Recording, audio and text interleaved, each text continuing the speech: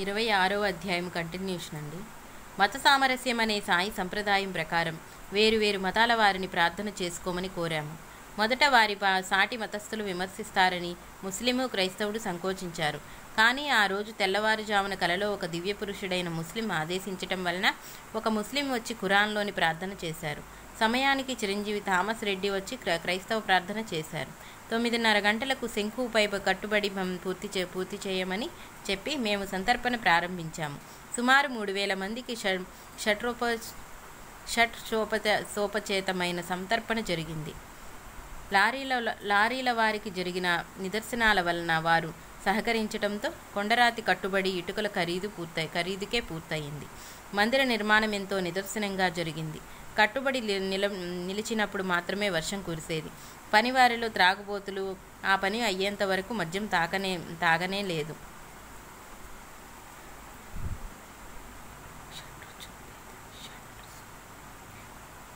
June 25, 1979 పనివారు సాయంత్రం 5:30 గంటలకు స్లాబ్ పని సగమే చేసి పని నిలిపివేశారు. దిక్కుతోచక సాయిని ప్రార్థిస్తుండగా ఏనాటి భక్తులు 20 మంది అకస్మాత్తుగా వచ్చి రాత్రి 10:30 గంటలకు పని పూర్తి చేసి వెళ్లారు. వీరు పనిలో దిగేటప్పటికీ కారు మేఘాలు కమ్మి తుప్పర ప్రారంభమైంది. కానీ తెల్లవారుజామున 2:30 గంటలకు మాత్రమే కుండపోతగా వర్షం కురిసింది. నాటి రాత్రి 7 గంటలకు నుండి అర్ధరాత్రి వరకు 1 మైలు చుట్టూరా కుంభవృష్టి పడినా పని పూర్తయ్యే వరకు విద్యానగర్లో పడలేదు. అక్టోబర్ 29, 1980 నా ఇంట నుంచిన పెద్ద సాయి పటం మందిరంలో స్థాపించాలనుకుంటుంటే సరిగా ఆ సమయానికి భక్తుల ద్వారా శ్రీ తాజుద్దీన్ బాబా, శ్రీ అనసూయామాత, శ్రీ గజానన్ మహారాజ్, శ్రీ అక్కలకోట స్వామి, శ్రీ యుక్త బాబా, శ్రీ పుండలీక మహారాజ్, శ్రీ నృసింహ సరస్వతి గానగాపూర్, శ్రీ మాణిక్య ప్రభువు, శ్రీ చివటం అమ్మల తీర్థ ప్రసాదాలు వచ్చాయి. మార్చి 12, 1981 మందిర ప్రారంభోత్సవానికి శ్రీ సాయి భక్తులు శ్రీ కేశవ వయ్యాజీ, శ్రీ కామేశ్వరమ్మ, శ్రీ ఎక్కిరాల కృష్ణమాచార్యులు గారు ఇచ్చేశారు. శ్రీ చివటం అమ్మ టెంకాయ పంపారు. నాడు ఏ నిమిషంలో విద్యానగర్లో ఏమి జరిగిందో అదంతా చివటంలో అమ్మ భక్తులకు చెప్పారు. కార్యక్రమం ఎంతో వైభవంగా జరిగింది. సుమారు 20,000 మందికి సంతర్పణ జరిగింది. ఇందరు మహనీయుల ఆశీస్సులతో ప్రేరణతో నిర్మాణమైన మందిరం మాకు సాయి కరుణాలయం. నేటికి నియమంగా షిరిడీలో వలె 4 హారతులు జరుగుతాయి. గురువారం విధిగా సత్సంగము, భజన జరుగుతాయి. ధుని నిర్వహించబడుతున్నది.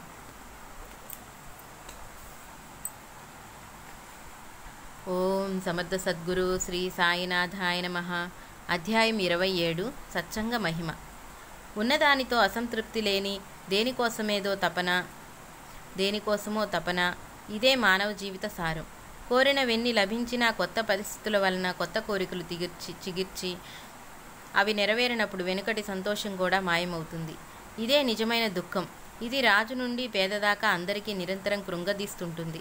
ఈ అశాంతి నుండి తప్పుకునే యత్నంలో మానవుడు సంసారము, ధనము, అధికారము, ఇంద్రియాలు, సుఖాలు సాధించుకోజూస్తాడు. కానీ ఆ తపనకు అంతుండదు. దానివలన మన చేయరానివెన్నో చేసి కర్మఫలంగా ఎంతో దుఃఖాన్ని సిద్ధం చేసుకుంటుంటారు. అవి అనుభవంలోకి వచ్చిన నాడు వాటి నుండి తప్పించుకోవటానికి సామాన్యుడు దైవాన్ని ఆశ్రయిస్తుంటారు. ఆయన తనను కాపాడలేదని దైవాన్ని నిందించే శంకిస్తుంటారు. ఇలా దేనికోసమో తప్పించవలసిన అవసరం లేని స్థితి ఆత్మజ్ఞానం వల్ల కానీ రాదు. ఈ సంగతి దృఢంగా తెలియటమే వివేకం. దాని పర్యవసానమే వైరాగ్యం. ఇట్టి తపనకు, అశాంతికి కారణం తనలోని ఉండాలని తెలుసుకున్నాక దాని నుండి తొలగించుకోవాలని నిశ్చయమే ముముక్షత్వం. అందుకు మార్గం తెలుసుకోజోడటమే జిజ్ఞాస. అందుకోసం జ్ఞానులను ఆశ్రయించటం సద్గురువుని సమాశ్రయము. వారి నుండి నేర్చిన సత్యాన్ని తనలో దర్శించే యత్నమే సాధన, ఆత్మవిచారణ. తాను ఏ ఆత్మజ్ఞానం కోసం తపిస్తున్నాడో అదే సద్గురుని రూపంలో తారసిల్లేసరికి ఆయన యందు మనస్సు లగ్నమవుతుంది. శరీరం ఆయన సేవకే అంకితమైపోతుంది. అదే గురుభక్తి. దానివలన జ్ఞానం కలుగుతుంది. దేనిని కోరవలసిన అవసరం లేని శాంతి, తృప్తి సిద్ధిస్తాయి. అట్టి స్థితి పొందిన వారిని ఆప్తకాములు, కోరినదంతా పొందినవారు అని, కృతకృత్యులు, చేయవలసిందంతా చేసివేసిన వారు, ఇక చేయవలసిందంటూ ఏమీ లేనివారు అని అంటారు. అట్టి జ్ఞానులకు భగవంతునికి భేదమేమీ భేదం లేదని శ్రీకృష్ణుడు చెప్పారు. నేను ముల్లోకాలలోనూ ప్రయత్నం చేత చేయవలసినది పొందవలసినది ఏదీ లేదు అది కూడా చెప్పారు. కానీ పైన చెప్పినట్లు ఎక్కువ మంది ఈ లక్ష్యంతో గాక ఆశ వల్లనో లేక భయం వల్లనో భగవంతుని మహాత్ములను ఆశ్రయిస్తారు. శ్రీ సాయి వంటి మహనీయుల కీర్తి చూచాక దానిని కోరి ఆయనను సేవిస్తారు, సాధన చేస్తారు. బ్రహ్మర్షి అనిపించుకోవాలనే విశ్వామిత్రుడు తపస్సు చేసింది అట్టి దుఃఖాన్ని నివృత్తి చేసుకోవటం కోసం కాదు, అందుకోసం పతనమే అందువలన పతనమే కలుగుతుంది. కేవలం తాను బ్రహ్మర్షి అని అంగీకరించినందుకు వశిష్ఠుని 9 కొడుకులను చంపారు. ఇది కూడా రాక్షసుల తపస్సును పోలినదే. ఎన్ని నెరవేరినా ఏమీ కోరనక్కర్లేదని స్థితి కలుగదు.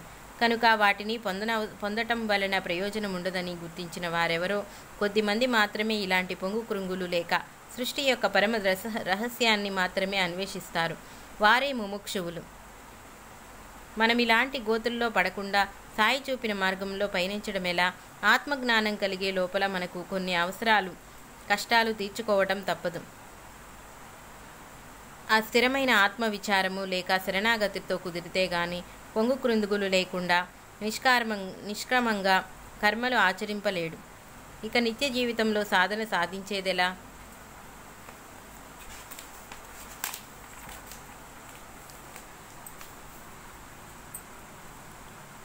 శ్రీ సాయి వంటి సద్గురువులపై భక్తి శ్రద్ధలు కలగటం ఎంతో అదృష్టం. కానీ అటుపైన పొడుగునా మనకు ఆయన తోడుగా ఉండి ఆ సరియైన మార్గంలో నడిపించాలంటే ఏం చేయాలి? నాపై నీ దృష్టి నిలుపు, నీపై నా దృష్టి నిలుపుతాను అన్నారు సాయి. ఆయన గురించి అనన్యంగా చింతన చేసిన వారి యోగక్షేమమే ఆయన వహిస్తారు. ఇదే శ్రీకృష్ణుడు రమణ మహర్షి చెప్పిన శరణాగతి. ఇది అంత సులభంగా ఒక్కసారిగా కుదరదు.